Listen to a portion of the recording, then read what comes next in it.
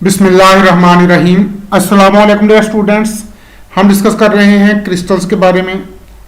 और क्रिस्टल की structure depend करती है इंटरप्लेनर डिस्टेंस पर, यानी डिफरेंट प्लेन्स के दरमियान जो पैरेलल प्लेन के दरमियान डिस्टेंस को इंटरप्लेनर डिस्टेंस कहते हैं। और क्रिस्टल की स्ट्रक्चर इंटरप्लेनर डिस्टेंस पर डिपेंड करती है। Interplanar distance is also called interplanar spacing. Interplanar spacing is the separation between sets of parallel planes in a crystal, and it depends on radii of atoms, ions or molecule forming the crystal, and it also depends on shape and structure of crystal. Crystal की shape depend करती है unit cell की shape पे, और unit cell की shape depend करती है interplanar distance पे या इंटरप्लेनर स्पेसिंग पे। इंटरप्लेनर डिस्टेंस या इंटरप्लेनर स्पेसिंग को हम स्मॉल डी से रिप्रेजेंट करते हैं, और इसे कैलकुलेट करने के दो तरीके हैं। एक थ्योरेटिकल मेथड है जिसमें हम मिलर इंडाइसेस लेकर इंटरप्लेनर डिस्टेंस फाइंड करते हैं, और दूसरा तरीका है एक्सपेरिमेंटल मेथड जिसमें हम ब्रैग्स इक्वेशन से इंटरप्लेनर डिस्टेंस फाइंड करते हैं। First of all, let us discuss calculation of interplanar distance from Miller indices.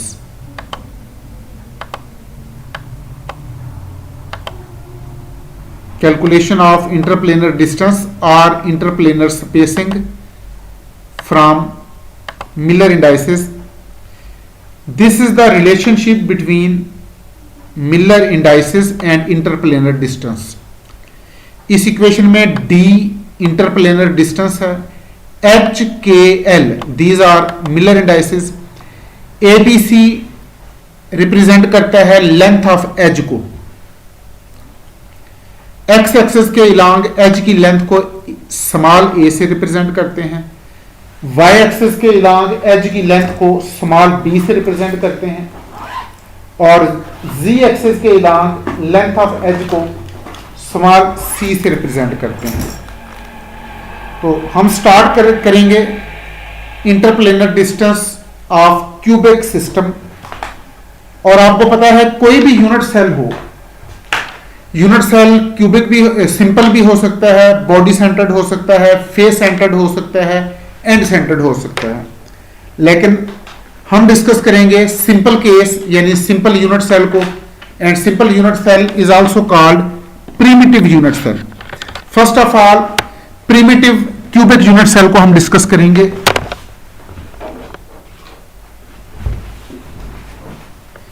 Again this is the relationship between interplanar distance and Miller indices.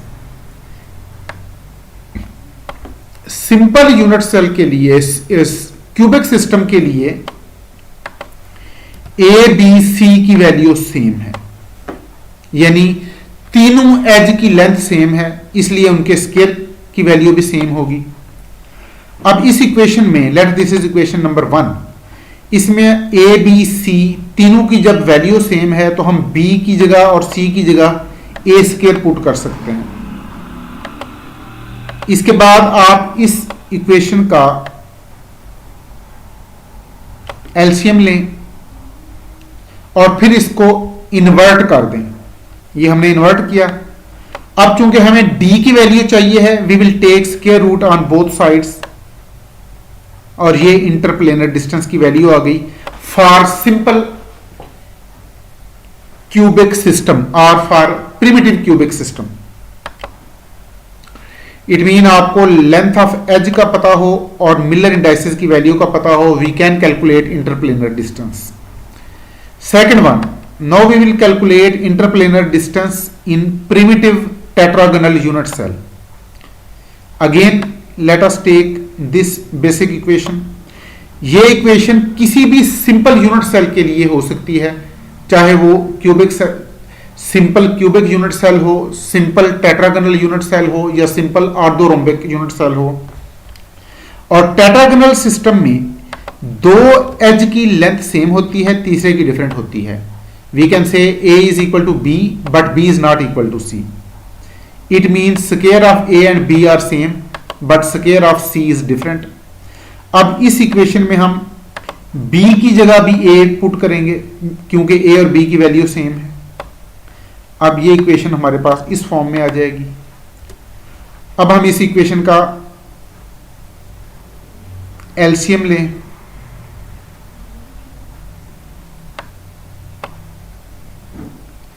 LCM लेने के बाद ये equation हमारे पास इस form में आ जाएगी. हमने चूंकि d की वैल्यू फाइंड करनी है, इस इक्वेशन को इन्वर्ट किया और फिर इसका स्क्वायर रूट ले लिया on both side. Then this is value of d for primitive tetragonal unit cell. ये स्क्वायर रूट लिया और स्क्वायर रूट लेने के बाद ये इक्वेशन आ गई. इट मीन आपके पास a और c की वैल्यू हो. चूंकि a और b की वैल्यू सेम है तो हमें a और c की वैल्यू चाहिए है और h k l की यानी मिलर इंडाइसिस की वैल्यूज चाहिए हैं. Now interplanar distance in primitive orthorhombic unit cell. Orthorhombic unit cell में तीनों एज की लेंथ डिफरेंट होगी. Again let us take this equation. This equation is valid to calculate interplanar spacing for any primitive unit cell. और अब हम इस equation को apply करेंगे प्रिमिटिव ऑर्थोगोनल सिस्टम पे. And for simple orthogonal system और simple orthorhombic system और for primitive orthorhombic system A B C तीनों की लेंथ डिफरेंट है. It mean A square B square C square इनकी लेंथ भी डिफरेंट होगी. अब ये इक्वेशन इस फॉर्म में लिखी जाएगी और इसका आप एलसीएम लें. एलसीएम लेने के बाद ये इक्वेशन इस फॉर्म में आएगी. इसके बाद हम इस इक्वेशन को इन्वर्ट कर देंगे और इन्वर्ट करने के बाद स्क्वायर रूट लेंगे और फाइनली ये इक्वेशन हमारे पास इस फॉर्म में आ जाएगी. इट मीन हमें ए बी सी तीनों एज की लेंथ नोन हो और मिलर इंडाइसिस की वैल्यू नोन हो. We can calculate value of interplanar spacing. ये था थ्योरेटिकल मेथड जिसमें हमें मिलर इंडाइसिस की वैल्यू नोन हो और एज की लेंथ नोन हो तो हम इंटरप्लेनर डिस्टेंस फाइंड कर सकते हैं. अब experimental method by using Bragg's equation.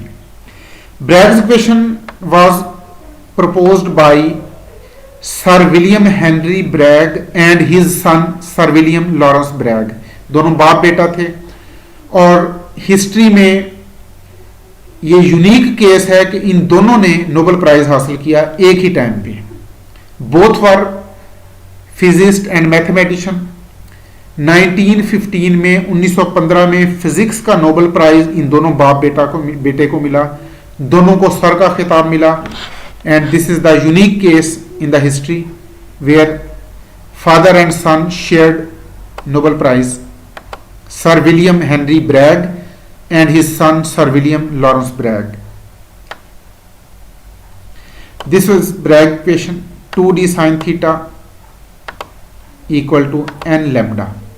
Here d is interplanar distance, theta is angle of diffraction, n is order of diffraction and lambda is wavelength of X-rays.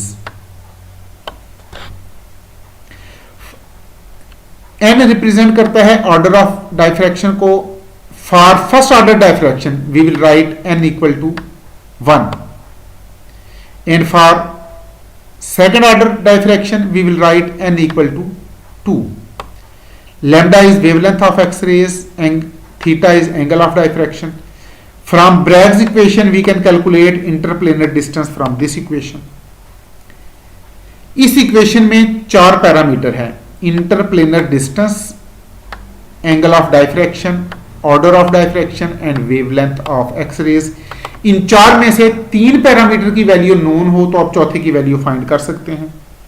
For example अगर हम angle of diffraction find करना चाहें, अगर हमें order of diffraction का इल्म हो, wavelength of X-rays का इल्म हो और इंटरप्लेनर डिस्टेंस का इल्म हो, we can calculate angle of diffraction from this way.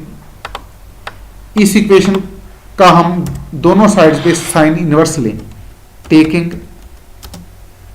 Sign inverse on both sides.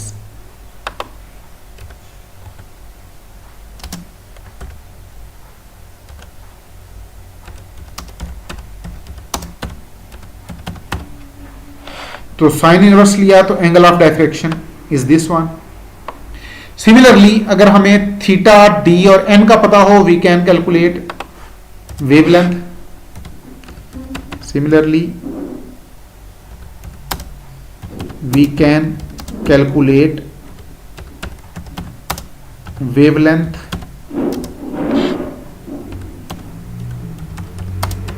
of X-rays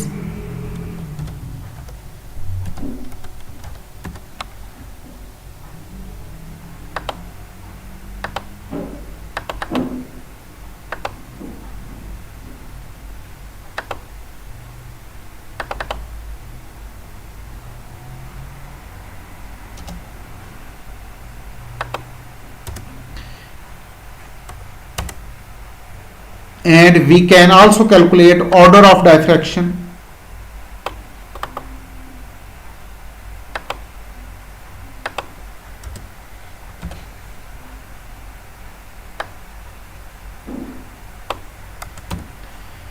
we can also calculate order of diffraction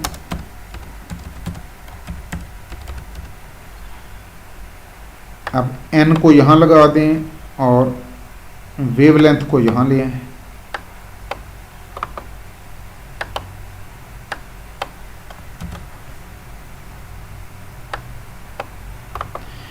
It mean if we know the value of 3 parameter we can calculate value of 4th parameter। अब इस पर कुछ numerical देखिएगा, इसको आपने अपने तौर पे सॉल्व करना है।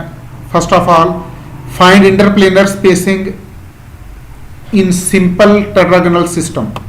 एच के एल की ये वैल्यूज हैं। Length of 2 edges are 4 nanometre and length of third edge is 5 nanometre. Second one, find interplanar distance in simple cubic system if values of Miller indices are 113 and length of all edges are 2 nanometres. Find interplanar distance for first order reflection.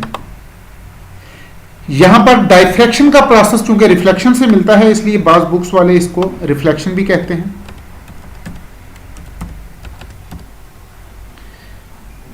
Now the wavelength of X-rays is 366 nanometre and angle of reflection 56 degree. Similarly we have to find angle of diffraction for first order diffraction of X-rays through the crystal if wavelength of X-ray 666 nanometer and interplanar distance is 22 nanometer।